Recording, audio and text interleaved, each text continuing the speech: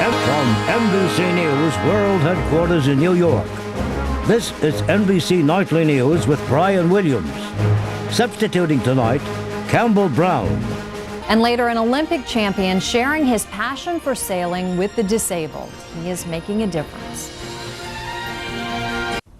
Anybody who has ever raced across the water in a fast sailboat knows what an exhilarating experience it can be. But we can only imagine what it would be like to win a gold medal in an Olympic sailing competition.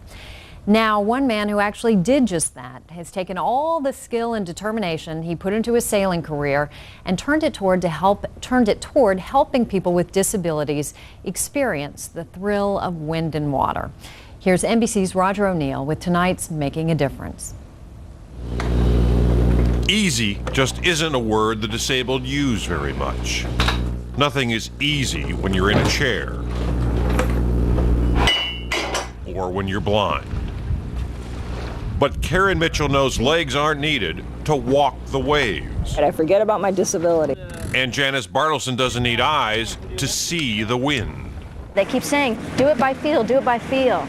U.S. Olympic gold medalist Magnus Liljedahl 35 minutes to start, folks. Says sailing is one of the few sports where the disabled You got some waves coming. can leave their disabilities on the dock and be as good as anyone else. The one-time Playboy of the Seas is now making a difference on Florida's Biscayne Bay. First half of my life, I was mainly concerned about myself. I mean, when we leave, we can't take anything with us anyway, so it's important to give back to the community. Working in partnership with Miami's nonprofit Shake a Leg Foundation, more than 3,000 disabled every year are getting a chance to forget their handicap and feel a refreshing spray in their face. Magnus believes the reward is in the journey, and for him, this journey has been a rich one. I've really learned to appreciate life by seeing what they got to deal with. And he's also become a better sailor. It's a story you often hear from volunteers, how helping others often helps them more.